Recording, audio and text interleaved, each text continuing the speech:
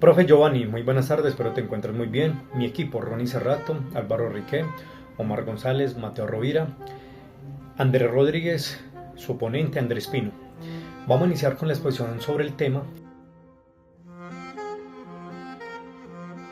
la periodización en atletas con fluctuación clínica y variabilidad funcional.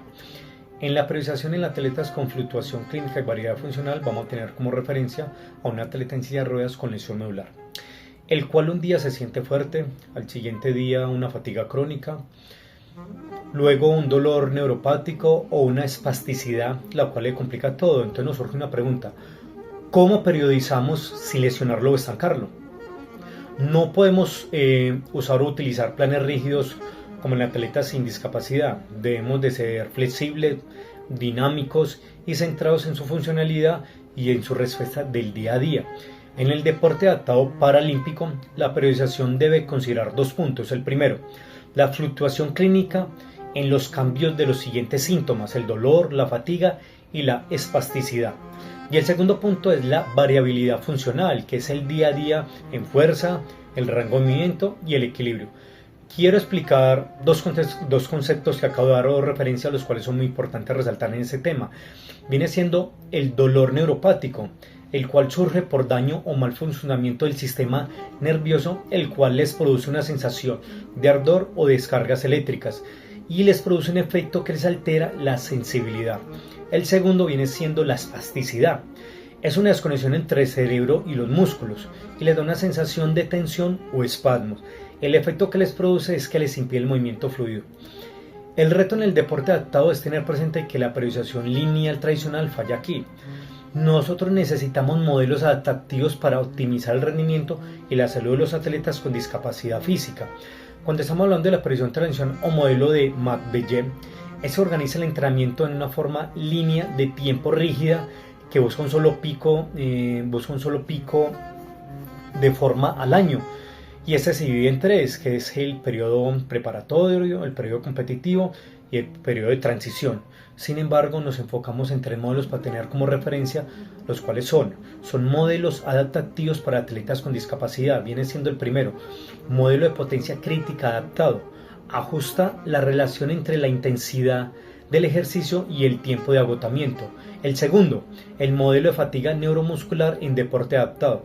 Evalúa cómo la discapacidad específica afecta la eficiencia del movimiento. Y el tercero es el modelo de capacidad de trabajo anaeróbico.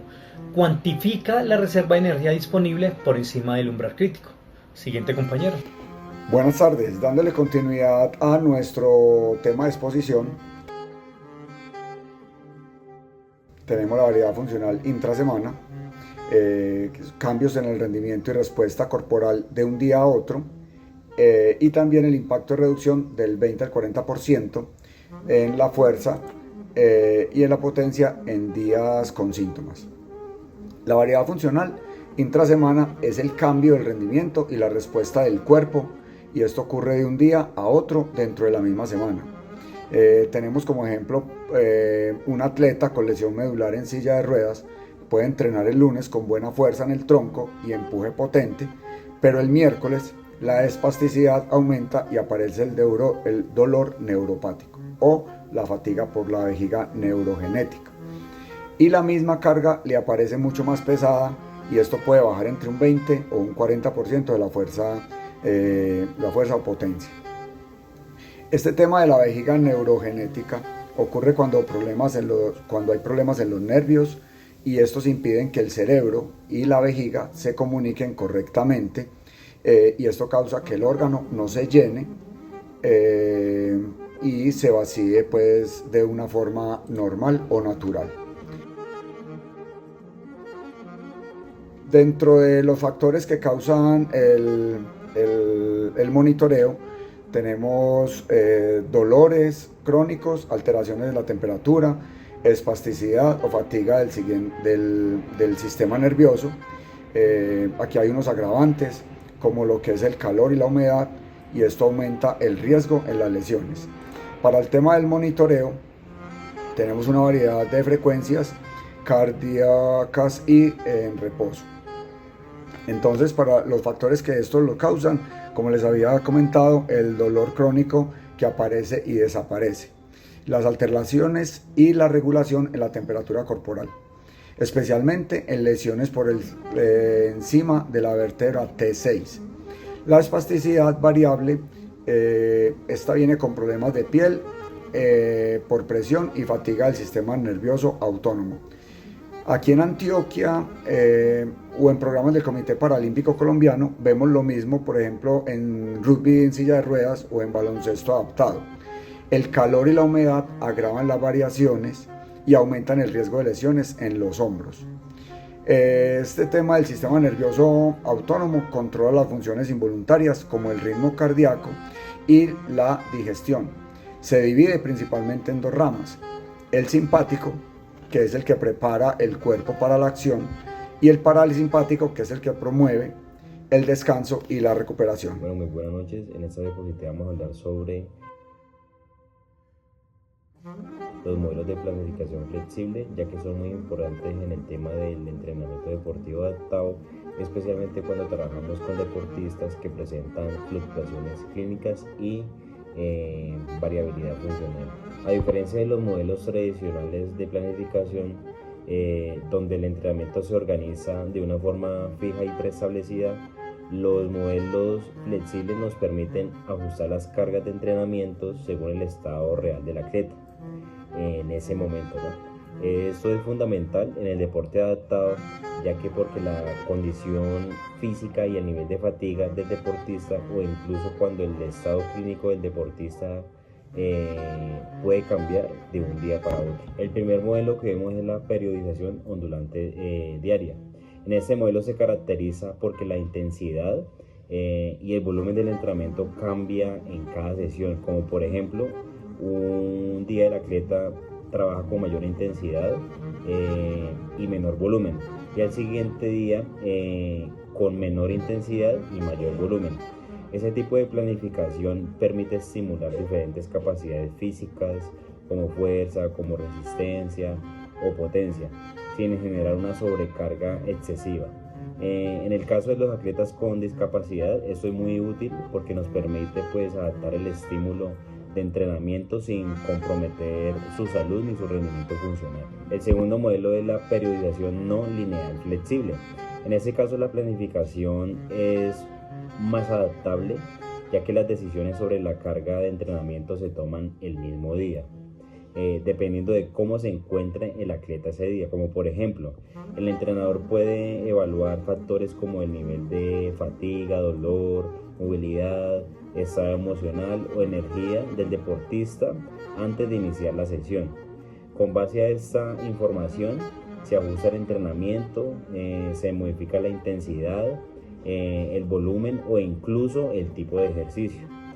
Ese enfoque es especialmente para el deporte adaptado, porque muchos atletas pueden presentar variaciones en su capacidad funcional debido a su condición física, médica, al uso de prótesis, a la fatiga neuromuscular o factores clínicos específicos. En fin, los modelos de planificación flexible nos permiten un entrenamiento más seguro, individualizado y eficiente para el deportista, ya que respetan todas las características y necesidades del atleta. De esta manera no solo se busca mejorar el rendimiento deportivo, sino también garantizar el bienestar y la participación activa del deportista en el proceso de entrenamiento. El ajuste dinámico es uno de los principios más importantes cuando de alguna forma se trabaja con atletas que presentan fluctuación clínica y variabilidad funcional.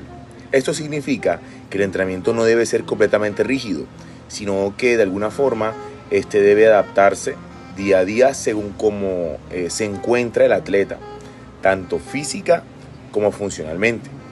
Digamos esto, en otras palabras, no se trata de esperar hasta la siguiente semana para hacer cambios en el plan, sino de alguna forma modificar la carga sesión por sesión, dependiendo así de la condición real del deportista. Para poder realizar estos ajustes de forma óptima o adecuada, existen herramientas específicas que ayudan a dicha función y son prácticas simples y accesibles para monitorear el estado del atleta antes o durante el entrenamiento. La escala de esfuerzo percibido o RPE consiste en preguntarle al atleta qué tan difícil siente el entrenamiento en una escala normalmente de 1 a 10. Esto permite conocer su percepción real del esfuerzo y se basa en un cuestionario rápido de síntomas antes de iniciar la sesión. Se puede hablar aspectos como el nivel de dolor, el grado de espasticidad, la fatiga o el cansancio general. También el cuestionario rápido de síntomas, donde aquí se evalúa el dolor, la fatiga o la variabilidad general. Ahora hablaremos de variabilidad de la frecuencia cardíaca matutina, que es HRV. Se puede medir con aplicaciones móviles o dispositivos simples. Este indicador de alguna forma permite estimar el nivel de estrés fisiológico y recuperación del organismo. Y por último, las pruebas funcionales rápidas, por ejemplo, medir la fuerza de presión de la mano, la potencia de empuje en la silla de ruedas o pequeños test de movilidad. Estas pruebas ayudan a identificar si el rendimiento del día a día está por encima o por debajo de lo habitual.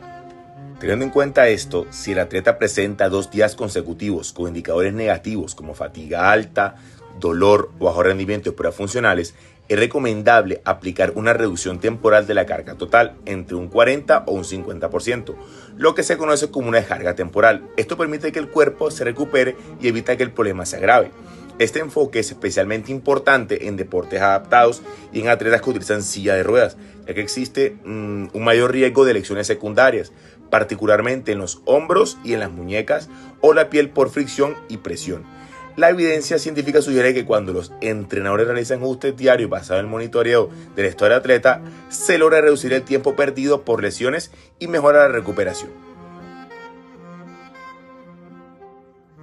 Cordial saludo, mi nombre es Álvaro Riquet y yo voy a sustentar un poco sobre esas implicaciones fisiológicas. Digamos que al profundizar un poco estas implicaciones, debemos entender que en el entrenamiento adaptado, el organismo va a presentar un estado de cierto modo neuroclínico flotante. Digamos que en esos denominados días malos nos vamos a enfrentar a un predominio del catabolismo. ¿Qué va a pasar acá? Que los niveles de cortisol de cierta manera se van a exhibir más en la síntesis proteica y van a alterar la síntesis del glucógeno. Fisiológicamente, ¿cómo se entiende esto? Se va a reducir prácticamente a nivel drástico la ventana de la supercompensación. ¿Qué va a pasar acá? El atleta no solo va a rendir menos, sino que eso significa de cierta manera no va a tener como esa capacidad biológica de asimilar como esas cargas de choque. Un ejemplo práctico, como para que puedan comprender mejor, un atleta, digamos, con una lesión medular puede presentar, no sé, una elasticidad o una fatiga de su sistema autónomo y por ende su frecuencia cardíaca y su presión arterial de cierta manera pueden no responder de una manera lineal al esfuerzo. En estos casos, la relevancia como nosotros como entrenadores es ajustar la carga, digamos, de una forma muy vital.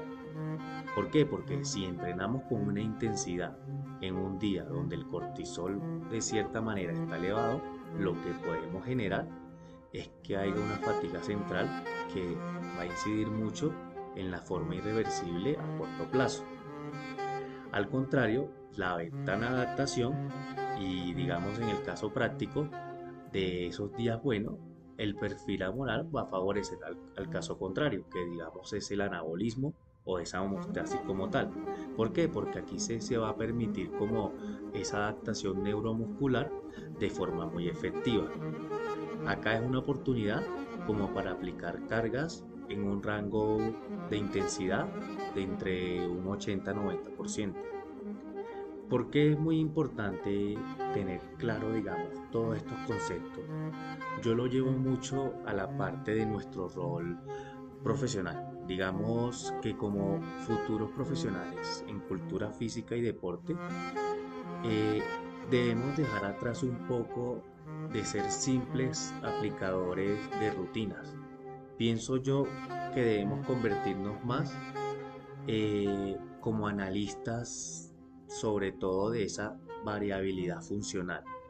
¿Por qué? Porque aquí la importancia de esta gestión radica más que todo en que la periodización en este contexto sea un proceso vivo. No se trata ni de entrenar menos ni de entrenar más, sino de ser gestores de la carga biológica. ¿Por qué? Porque nosotros como entrenadores, al ajustar dinámicamente el entrenamiento, pero basado en estos indicadores fisiológicos, vamos a garantizar no solo que el éxito sea competitivo, sino que va a haber una longevidad deportiva y sobre todo autonomía en nuestros atletas.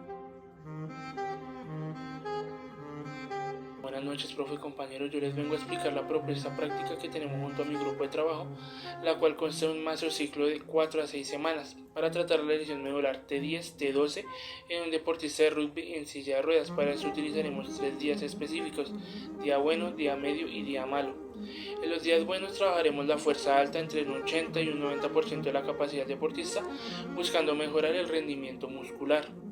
En los días medios, nuestro enfoque será la potencia explosiva, lo cual es importante para movimientos rápidos y acciones deportivas propias del rugby en silla de ruedas. Ya en los días malos, compañeros, y evitando una sobrelesión o una sobrecarga, priorizaremos la recuperación activa.